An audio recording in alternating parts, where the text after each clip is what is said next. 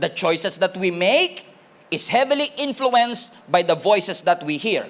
Sino man ang may hawak ng mikropono, sino man ang dominant voice sa iyong buhay, malamang yun po ang ating susundin.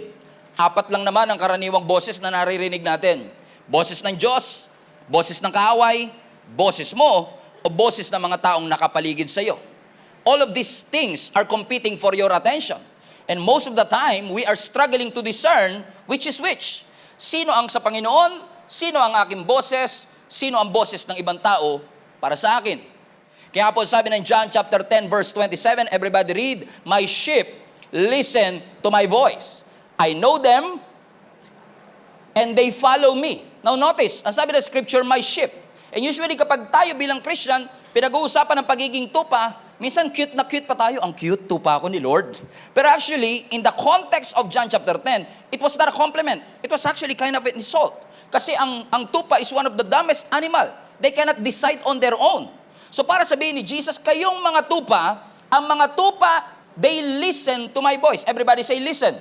Ibig sabihin, nakikinig, hindi lang naririnig. So ibig sabihin, kung nakikinig ang tupa ng Diyos, ibig sabihin lahat ng Kanya ay designed to listen to His voice.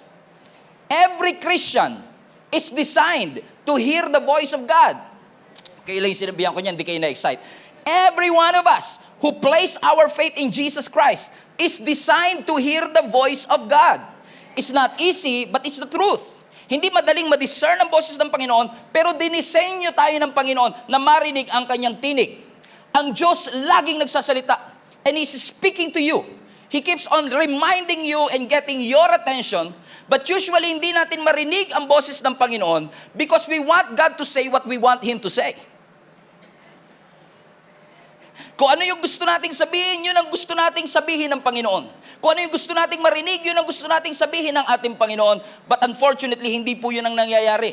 Ang kanyang mga salita ay hindi lang para i-address ang symptoms ng ating problem, kundi i-address ang root ng ating problem. And we want God to eliminate the symptoms of our lives. We want God to eliminate the challenges of our lives. But God wants to speak to you today. He wants to eliminate the root cause of what you're going through. Why you are going through what you're going through. Yan may financial difficulty. Minsan pag may financial difficulty, gusto natin, Lord, pengin pera. Pero minsan, imbis na pera, wisdom ang ibibigay ng Panginoon. Kasi alam ng Panginoon, posibleng hindi pera ang issue, kundi kakulangan ng wisdom. So God is dealing with the root of the problem, not just the symptom of the problem. Nga alam minsan, pag ang Diyos nagsalita, sa pamamagitan man niya ng Sunday service, sa pamamagitan man niya ng pagbabasa natin ng salita ng Panginoon, napansin niyo po ba, kapag merong conviction ng Panginoon sa ating buhay, madalas nating ipinapasa sa katabi natin. Narinig mo yung sinabi ni Pastor? Amen ako dyan, para sa iyo yan. Madalas nating ipinapasa. Or kapag na-convict tayo ng Panginoon, madalas tayong in denial sa sitwasyon. Ay, hindi ako yan. Amen, Pastor, agree ako dyan, pero hindi ako yan. Pero the moment na nakaramdam ka ng conviction mula sa salita ng Panginoon, yan po ay senyales na yung salitang narinig mo para sa iyo. Kasi hindi naman po pwedeng ikaw na-convict pero para sa katabi mo. Kung ikaw ang na-convict, ibig sabihin para sa iyo yung salita na yon. Hindi ako titigil dito kahit di kayo mag-amen mga kapatid. Kasi yung conviction na naririnig natin, hindi para sa kanila, hindi para sa pamilya, para sa atin yun. So if God is convicting you through the demonstration and spreading of the Word of God, that Word is something that you need to receive because God is speaking to you. Napansin niyo po mga kapatid, high-tech na ho tayo ngayon eh.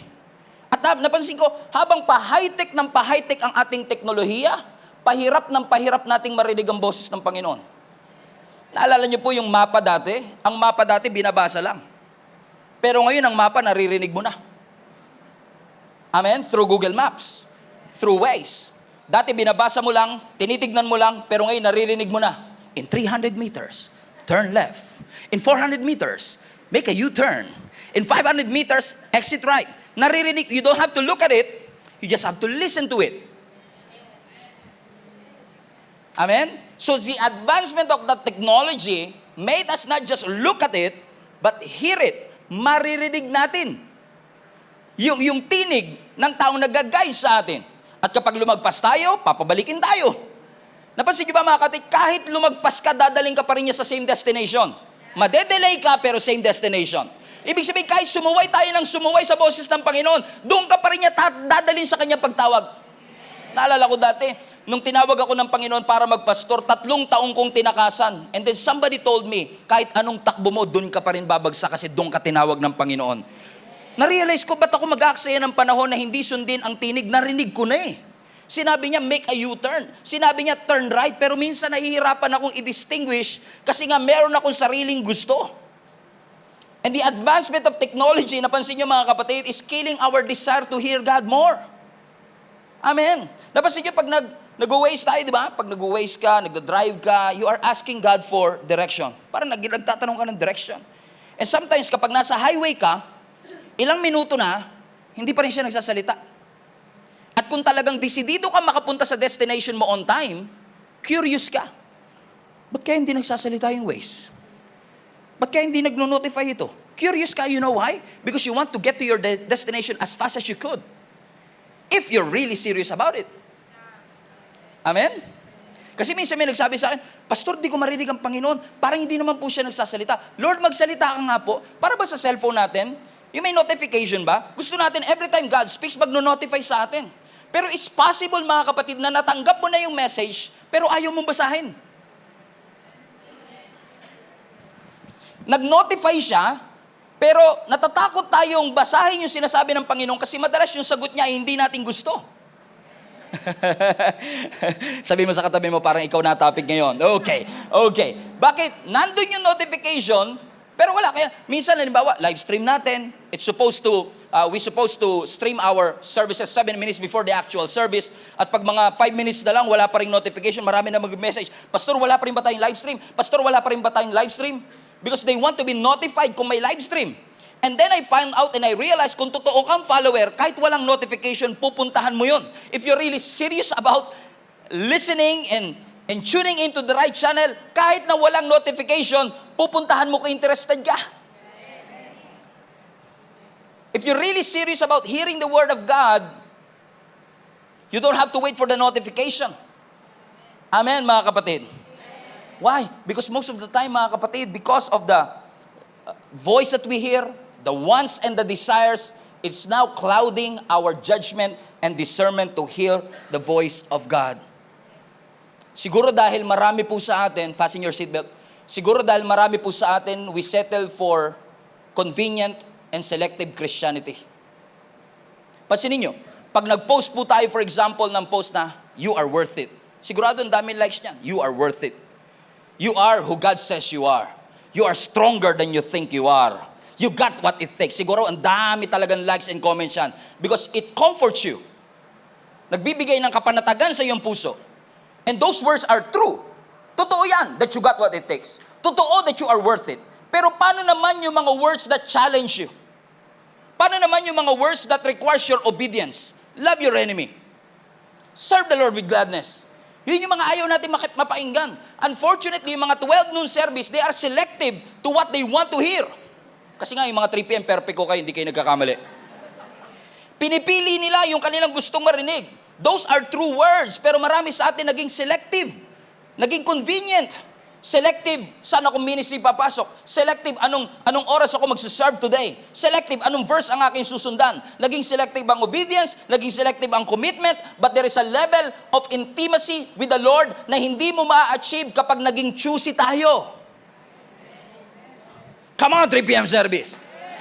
God is speaking to us. Hindi natin ma-achieve yung level of intimacy kung magiging mapili lamang tayo sa sasabihin ng ating Panginoon.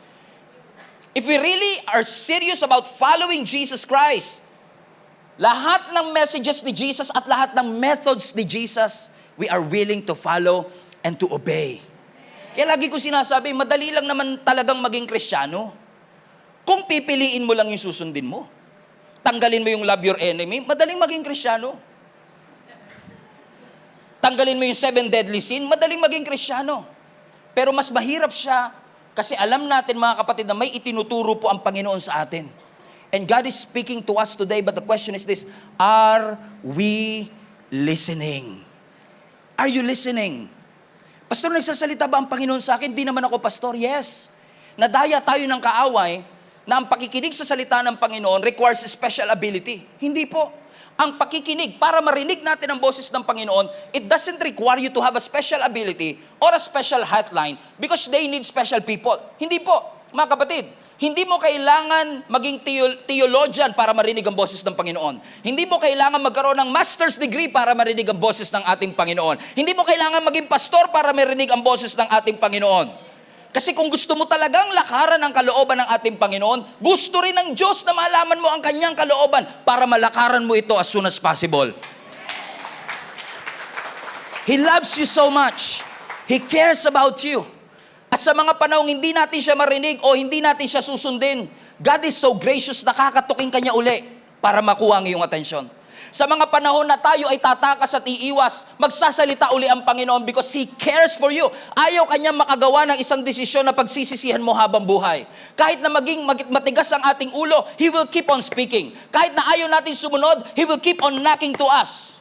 Kahit hindi tayo maging tama, lagi siyang tatawag. Kahit hindi tayo masunurin, lagi niya tayong hahanapin. Kahit hindi natin siya ma-discern, lagi siya magpapakita sa bawat isa sa atin. Because the real challenge is not really your ability to hear. The real challenge is your ability to follow the voice that you hear. Listen to me. God is speaking. But are you willing to obey Him? Amen. Di ba minsan pag nag-waste ka, naligaw ka, napunta ka sa Skinita, napunta ka sa rough road, galit na galit ka sa Waze. Ano pa naman ito Waze na to? Kung saan ako dinadala? Pero if truth be told, the accuracy of the Google Maps and Waze is in no question. Ang questionable talaga dito is our ability to follow the instruction.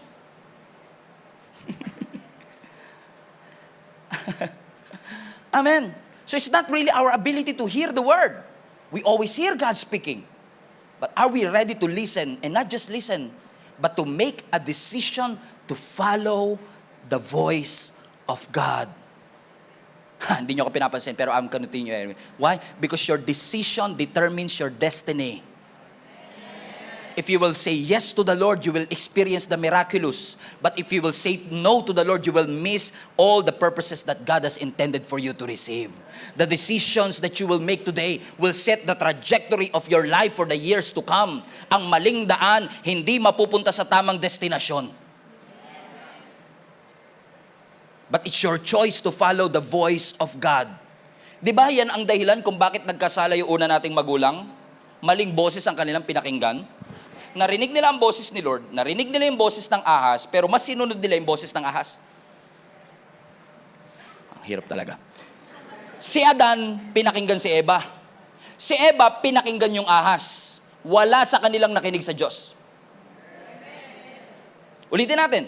Si Adan nakinig kay Eva, si Eva nakinig sa ahas, pero silang tatlo, pare-parehong hindi nakinig sa ating Panginoon. Ano nangyari? Napahamak tayong lahat. So, both Adam and Eve heard the voice of the Lord. But it's not a question of hearing the word of God. Pero ang pinaka-importante sa lahat, hindi mo lang marinig, kundi makapakinig. Magkaiba yung narinig sa pinakinggan. So it's not just your ability to hear it, but your ability to follow it. Kaya nga di ba sa scripture paulit-ulit, He who have ears to hear, let them hear. Sa Tagalog, ang may pandinig, makinig. Hindi kasi lahat ng may pandinig, nakikinig. Alam ng lahat ng nanay yan. Sabihin nyo sa anak nyo, ayan na. Alam ng lahat ng tatay at nanay yan. Hindi porket nag-utos yung nanay at tatay, automatic may susunod. Magugas kayo hanggat walang pangalan. Huwag kang mag-expect na magagawa po yan. Magugas na ng pinggan, 5 anak mo, pero walang susunod yan. Amen? 5 oras na nakakaraan, wala pa rin. Kaya kailangan pangalanan. Kaya mga spirito sa buhay natin, pangalanan nyo para lumayas.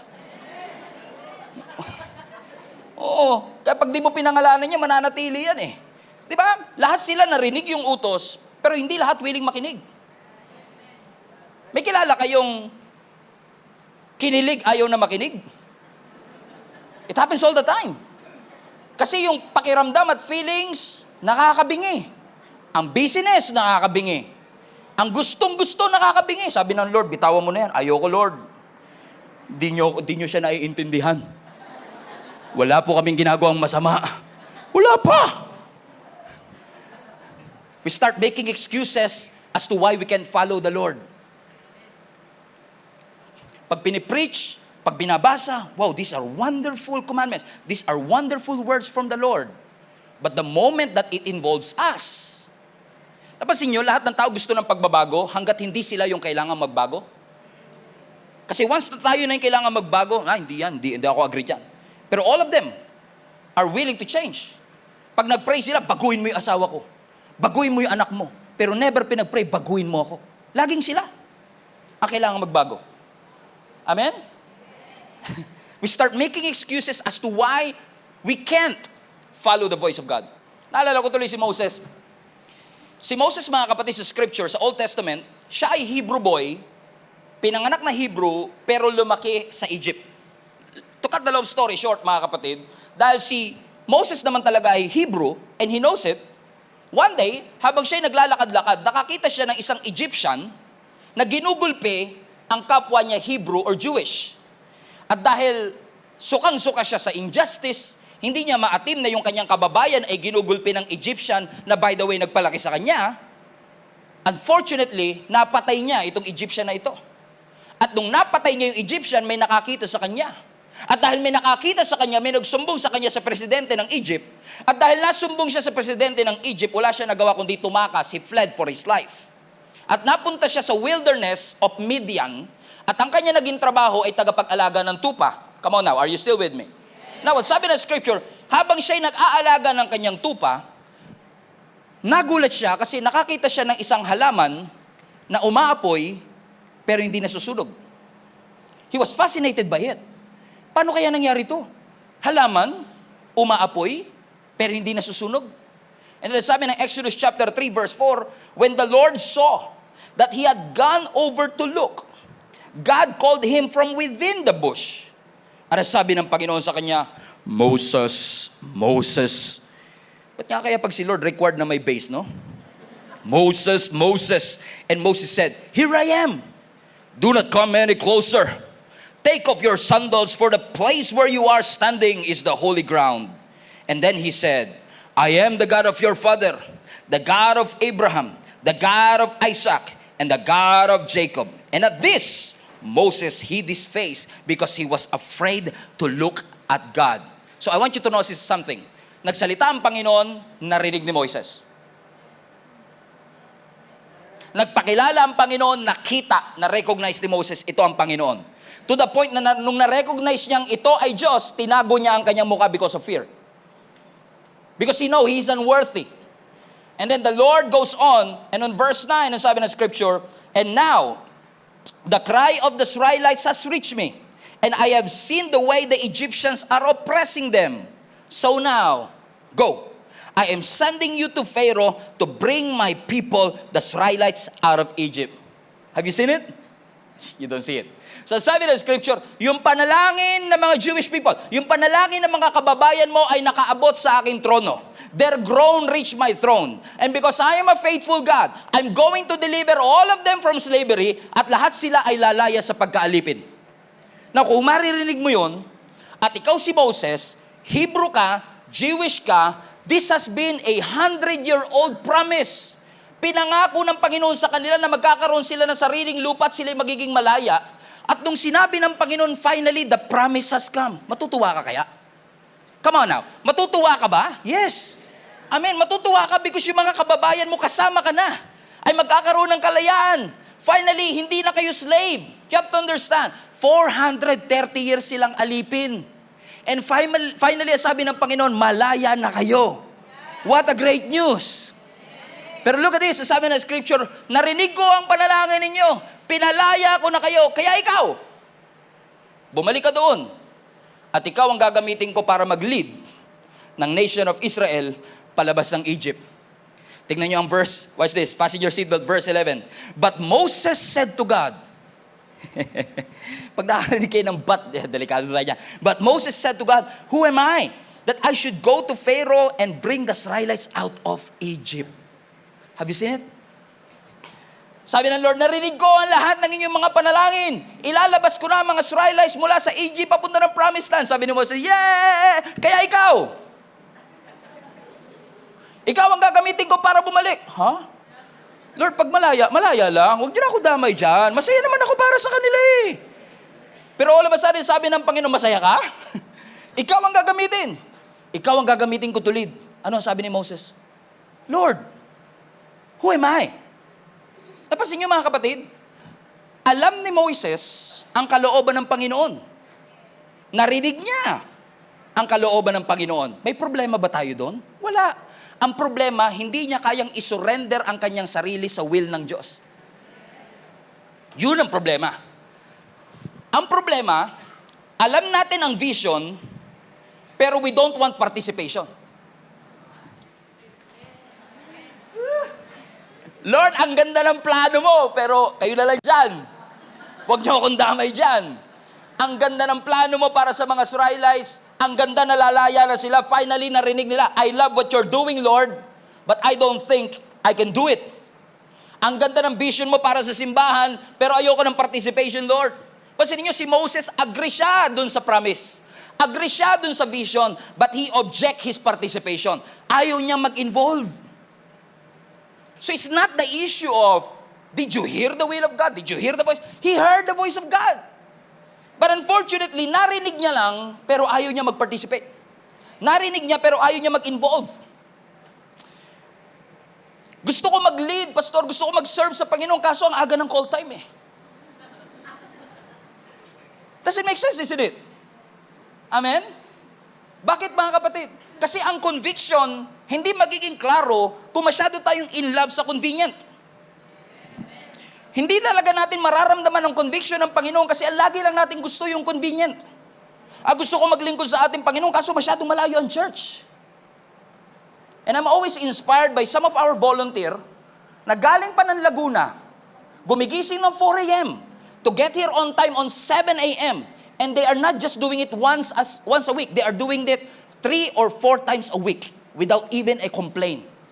Because para sa kanila, hindi ko lang mahal yung vision. I want participation. Pastor, gusto ko rin po maging pastor na katulad mo, pero masyado pong matrabaho mag-prepare ng preaching. Doesn't make sense. Pwede po bang kumopya na lang ako sa internet, kunin ko na lang po yung PowerPoint nyo, pa-USB. Doesn't make sense, isn't it?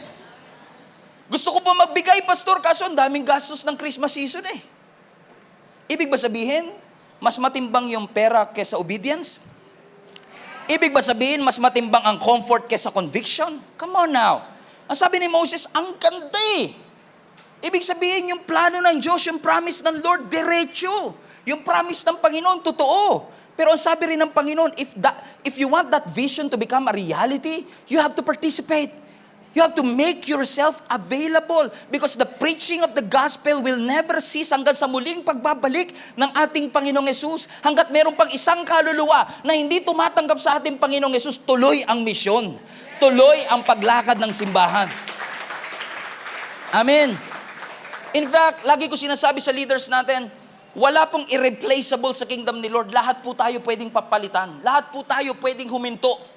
Pero kahit huminto ako, ang gospel of the kingdom hindi hihinto. Ang spreading of the kingdom of God, it will never cease. God will always find somebody that is available to do what He wants him to do. Lahat nakakarinig, karamihan nakakarinig. Pero ang tanong, sino kaya yung mga magsasabing, yes Lord, I want to follow you.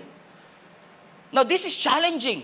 Because for the past 2 Sundays, dinisar ng ating pusong marinig ang Panginoon. Pero i-desire pa rin kaya nating marinig ang boses ng Panginoon kung yung sinasabi niya ay challenging? Kung sinasabi niya is requiring you to get out of your comfort zone? Will you make yourself available?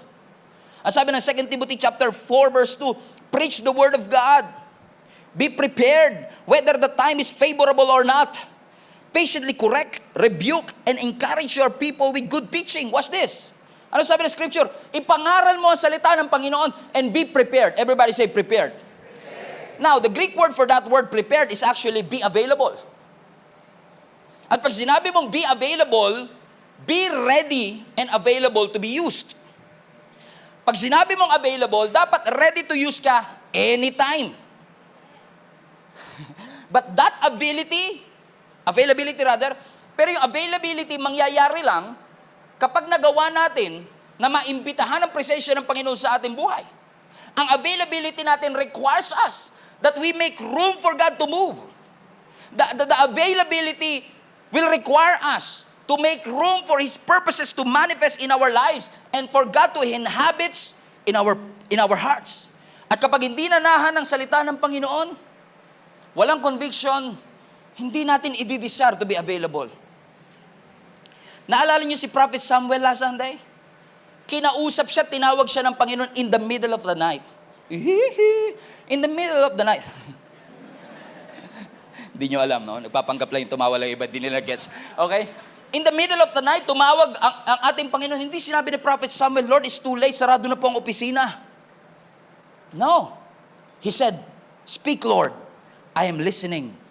No, ang ating Panginoon ay nagsalita sa pamamagitan ni Angel Gabriel. You remember that?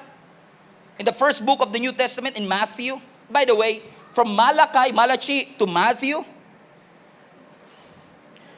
propeta in Chinese, si Malachi. So from Malachi to Matthew, it was a 400 years of silence from heaven. Wala silang narinig na boses sa Panginoon for 400 years. And then finally, nagpakita muli ang ating Panginoon, ang ating Panginoon through an angel Gabriel and announced the greatest news of all time. Jesus was about to born. And we celebrate that on Christmas Day. Ang sabi ng Panginoon, Mary, you are blessed and highly favored. Ikaw ay magbubuntis. Tatanganin mo ang Savior of the world at papangalanan mo siyang Yeshua, Jesus, which means Savior. Maaaring takot si Mary. Maaaring may agam-agam kay Mary. Pero I love her response. She said, be it unto me, Lord, according to your word. She just made herself available. She just made her womb available for the Lord. Why? Kahit na mahirap ito, kahit na nakakahiya ito, kahit na marami akong pagdadaanan at explaining to do, but the most important thing is I want to follow the Lord. And I'm gonna say yes to Him. I heard His voice and I'm gonna respond with yes. Naalala niyo si Peter? Buong gabi silang nanguhuli ng isda. Wala silang mahuli. Ano sabi ng scripture, habang nagliligpit sila ng kanilang lambat, nakita sila ng ating Panginoon, pinabalik uli sila, at pagbalik nila, nakahuli sila ng napakaraming isda, na halos lumubog yung kanilang bangka. Remember that story? Ano sabi ng scripture, pagkatapos nilang mahuli ang lahat ng lambat na yon, ang lahat ng isda na yon, na kailangan pa nilang magpatulong sa mga kasamahan nilang bangkero din para lang maiahon ang lahat ng ani. Sabi ng Lord, come, follow me, and I will make you fishers of men. Habang si Peter nagre-report pa ng kanyang sales that day, ang taas ng sales natin, pinakamataas in the history of our company. And in the midst of that breakthrough, in the midst of God's blessing, ang sabi ng Panginoon, come follow me, and I will make you fishers of men. Kuha ko yun. Lord, pwede bang bukas na? Ang ganda ng sales namin, baka bukas mas maganda eh. Hindi ko iiwanan yung company. May opportunity for expansion. May opportunity for breakthrough. Huwag ngayon. Pero hindi. Ang sabi ng scripture, immediately Peter left his net and followed Jesus. Bakit? Ask me why. Kasi para kay Peter, mas mahalaga si Jesus kesa sa isda. Amen? He just made himself available, and because he made himself available, the church was built. And upon this rock, I will build my church, and the gates of hell shall not prevail against it. Apostle Paul, a murderer, a blasphemer, pero nung tinawag siya ng ating Panginoon, nag-submit siya sa kalooban ng Panginoon at nag-respond siya sa ating Panginoon. To the point that years later, he said, follow me, for I follow Christ. Whew! Ako lang masaya. Ako lang excited. Peter again, ang sabi ng scripture sa Luke chapter 5, ang mga tao ay pressing against Jesus, malapit na siya sa dagat, sa dami ng tao, walang mapwestuhan ng ating Panginoong Yesus. And then nakita ni Jesus yung bangka ni Peter. Ano sabi ni Lord kay Peter?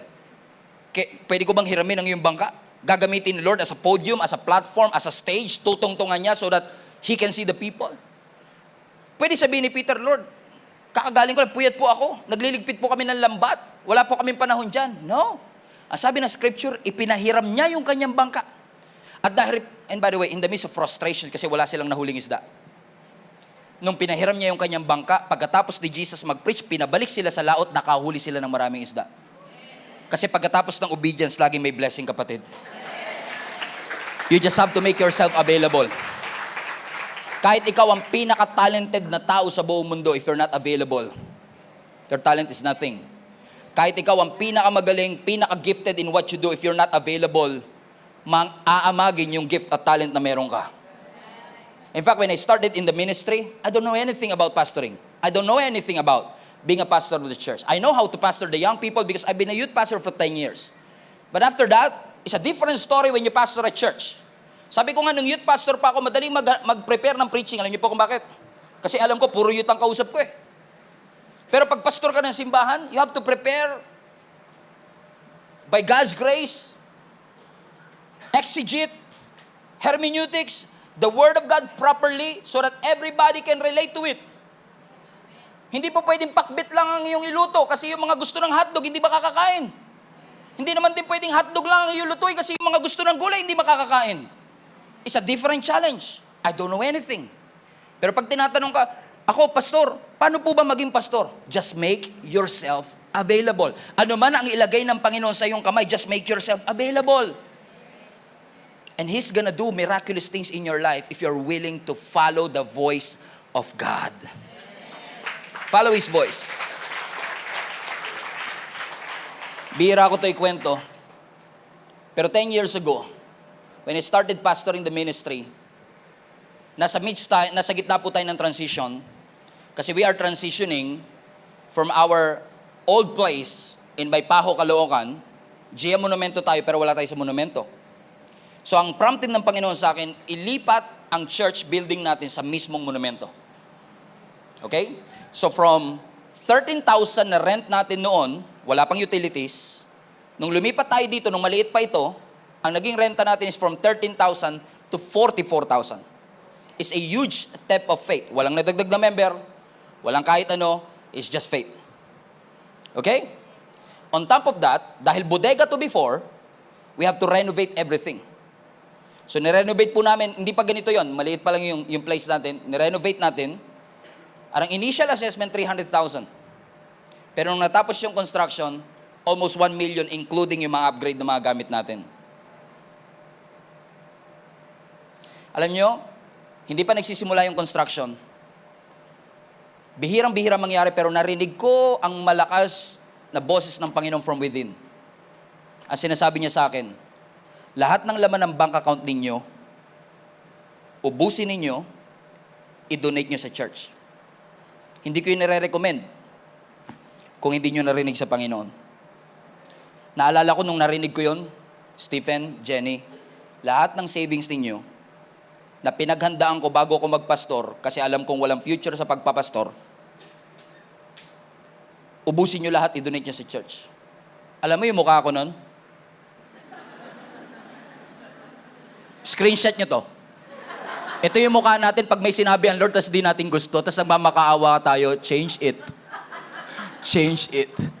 Yung mukha to, sabi ko, Lord, talaga magdududa ka. Pag hindi mo kasi yung gusto yung instruction, mapagkakamala mong demonyo yung nagsasalita. Talaga sabi ko, Lord, ikaw ba talaga yan? Is this true? But you know what? It's very clear. It was confirmed, just what I taught you last Sunday. It was confirmed and we gave up everything. Without any assurance, we just followed. Without any assurance na magbibigay ang Panginoon, without hesitation, I just said yes to the Lord. Sabi ng Lord, walk on the water, come with me. And without hesitation, we just get out of our boats and walk with Jesus. Because the most important thing in obedience is not actually your obedience, but the presence of God. As long as the presence of God is with you, regardless of what comes my way, may law of gravity, may law of buoyancy, but if you have Jesus, you can walk on water. You can do the impossible. God will bring you to places that we've never been. And what I love about our God is that lahat ng dinonate namin nung time na yun, 10 years ago, ibinalik ng Panginoon sobra-sobra pa after. Why? Because if you follow the Lord, He's true to His word. Ibabalik ng ating Panginoon. Kaya lang minsan pag nagsalita ang Panginoon, parang ang hirap bitawan yung pinapabitawan. Sabi ng Lord, bitawan mo na yan. Ayaw natin. It is killing your destiny. Ayaw natin. Don't hold on to your things too tightly. Huwag kang masyadong kapit na kapit, lalo't pag pinapabitawan ng ating Panginoon. After all, kung talaga pong bigay ng Panginoon yan, hindi mo kailangan yan sakalin. Stop suffocating your blessing. Stop crushing your breakthrough. If God wants you to let it go, let it go. And trust Him. Put your confidence in Him that He's going to provide something. And if God says, idagdag mo to sa iyong buhay, you add it. Kasi ang instruction ng Lord, hindi lang puro bawas. Ang instruction ng Lord, magdagdag din. Magdagdag ng humility. Magdagdag ng integrity. Magbawas ng sama ng loob. Magbawas ng kaaway. Dagdag bawas. Hindi lang ito puro let it go, let it go. But will you welcome what God is telling you, mga kapatid? Alam, minsan talaga ang hirap marinig kasi parang, Lord, ba't kailangan mong tanggalin? Ba't kailangan mawala ang trabaho ko? At halos basira ang ulo mo nung nawalan ka ng trabaho. Pero hindi mo alam yung pagtanggal ng Lord na yun sa trabaho, prepare ka ng Panginoon. Hindi kasi porket may tinatanggal, punishment. Minsan yung pagtanggal, preparation ng Panginoon for the next level of your life. Na sabi ng John chapter 15, every branch that bears fruit, He prunes. Lahat ng nagbubunga, pinuputol ng ating Panginoon. Bakit daw? So that it will bear more fruit. So ibig sabihin yung pagtatanggal ng Panginoon, preparation for more. Yung ibinawas ng Panginoon, preparation for more. So did you hear God's voice? Yes, Pastor. Are you willing to obey? Lord, wag, Lord. Lord, kabado me. Paano kami makakasurvive, Lord? Hindi namin to kaya. Kasi minsan we are holding on to things too tightly. Ang ganda ng takbo ng trabaho, ang business nag-e-expand, ang career nagpo-progress. Parang nagtataka ka kung kailan naman ako nag-commit kay Lord, tsaka ako nawalan ng trabaho. Kung kailan ako nag-growth track, tsaka naman ako nawalan ng jowa. At kung kailan naman nagbigay ako ng finances ko sa church, saka naman nalugi ang aking negosyo. Why is this happening to me? Pinaparusahan ba ako ng Panginoon? No. It's not a punishment. It's preparation. God is a good God. Tingin mo ba, noong mga panahong sayang-saya ka noon, nakita ng Lord, ang saya na ito ah. Bigyan ng problema yan. Ganun ba ang Panginoon? Ang saya mo sa negosyo mo, tanggalan ng negosyo yan. Hindi ganyan ang Diyos. Pero may perspective ang Diyos na hindi mo nakikita. May nakikita ang Panginoon na hindi natin nakikita. So kung tanggalin man ang ating Panginoon, hindi niya yan tinatanggal to punish you. Tinatanggal ng Panginoon. Elimination is God's preparation for the next level of your life. You just have to believe that God can and God will. God is speaking to you, but the question is, are you listening? Sabi ng Panginoon, fasten your seatbelt. Sabi ng Panginoon, magpakabit ka na ng legal na kuryente. Ikaw ba talaga yan, Lord? Lumayas ka. Masaya kami na hindi nagbabayad. Nagigets yung sinasabi ko, mga kapatid. Kapag gustong-gusto mo kasi, parang ang hirap sundin ng pinapagawa ng ating Panginoon. At sabi ng Panginoon sa'yo, sure ka ba talaga dyan? Mahal na mahal ko po eh. Oh, mahal na mahal ka nga. Pero sure ka ba talaga dyan? Yes, Lord. Sure na sure talaga ako. Pero hindi kasi porket mahal na mahal mo, gustong-gusto ng Panginoon. And if God eliminates something sa ating buhay, can you trust the Lord that He's gonna provide? He's gonna deliver you? And He's gonna see you through? Huwag kang matakot basta pagsunod sa Panginoon. In fact, isa sa mga reason kung ba't hindi natin marinig ang boses ng Panginoon is fear. It is causing you to have the ability to hear the voice of God. Paano pag nawala yung lahat ng investment ko? Paano pag nag-start ako mula simula? Hindi ko sinasabing gawin mo, pero kung yan talagang eksakto pinapagawa ng Panginoon sa iyo, and He wants you to start from scratch, trust Him. Don't be afraid.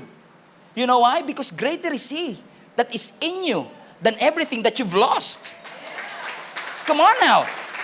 As long as you have the presence, as long as you have God's presence, it doesn't matter. As long as I have the source, it doesn't matter kahit tanggalan pa ako ng resource. So the question is this, Do you have faith? Sabi ng Hebrews chapter 11, faith is the substance of things hoped for and the confidence of things not seen. Ano, pagka binabasa ko yan years ago, alam niyo yung, ako lang ba, yung pag nagbasa ka ng Bible, akala mo na intindihan mo na, pero ang totoo, hindi mo pala talaga naintindihan. And as I was rereading the definition of faith, faith is the confidence of the things we hope for. Bigla ako napahinto. Sabi ko, teka lang, I've never seen this before. Kasi sabi ng scripture, faith is the confidence of the things we hope for. Sabi ko, no Lord. Mas may confidence ako with what I have than what I have hope for. Kasi pag sa akin na yun, mas sure. Pag hawak ko na siya, mas may tiwala ako kasi sure na to eh. Pero ang faith, hindi ganun eh. Ang faith, meron kang confidence kahit hindi mo pa nakikita. Because faith is the substance of the very things that you hope for.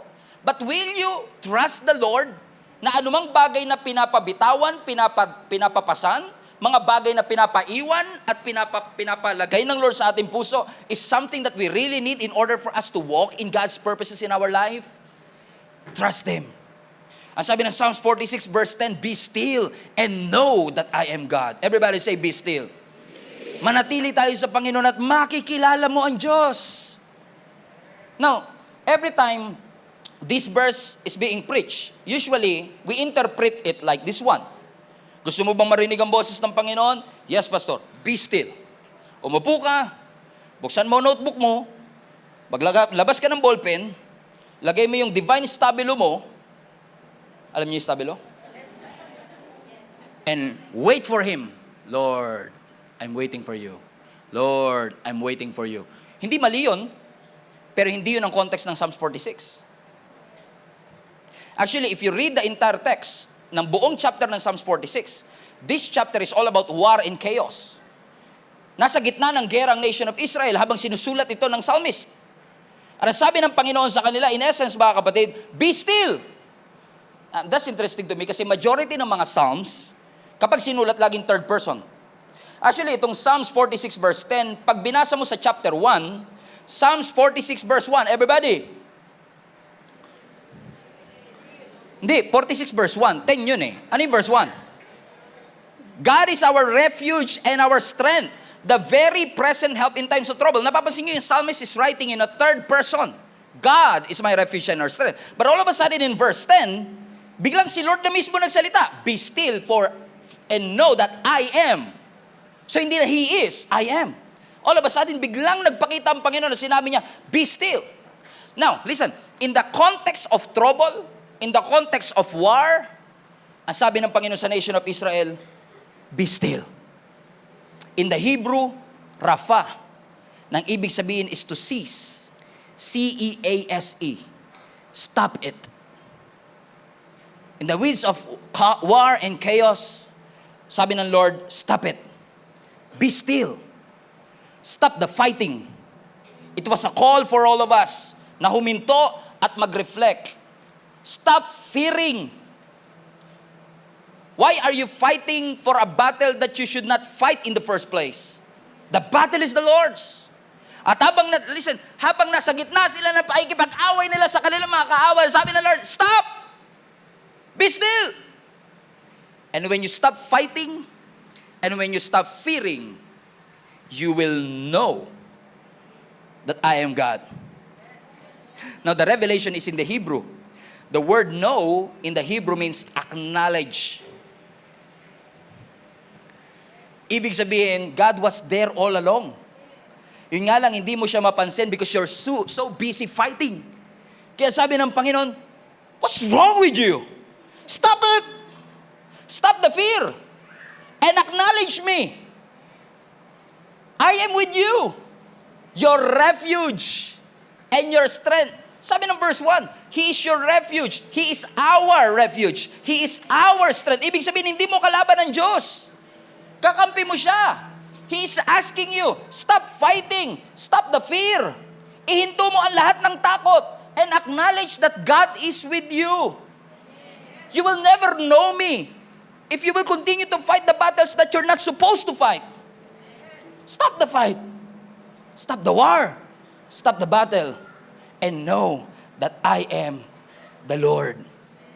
Mga kapatid, God wants to ask you a question today. Are you willing to follow Jesus? Are you willing to follow the Lord? Yes, you heard it right. God wants you to serve. Yes, you heard it right. God is your refuge and your strength, the very present help in times of trouble. Yes, you heard it right. God wants you to support and give. Yes, you heard it right. God wants you to help somebody. Yes, you heard it right. God wants you to bring your family to church. It's not a question of, is this true? Am I hearing something? You heard it right. God is saying the same thing. Stop the fear. Stop the fight. And acknowledge that the Lord is with you. He is with us. And He is asking you right now, or maybe you're asking right now, Lord, ano na? Kalooban mo ba to? Is this your will? Nakaratanggap ako ng salita mula sa iyo. Pero is this the right thing? God is saying, yes, you heard it right. I am speaking. God is moving supernatural ways and supernatural means to bring you to your destiny. God is always speaking. But the question is this, are you willing to follow the Lord? Willing ka bang sumunod sa Panginoon? In fact, you don't have to ask that question anymore. Pinaglilingkod ba ako ng Panginoon? Yes, you heard it right. God wants you to serve. Yes, you heard it right.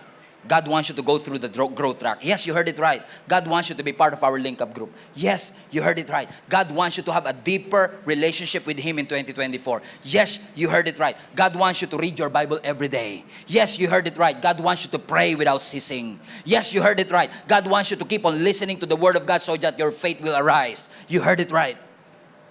But the question is this, are you willing to follow and leave everything if God would want it to?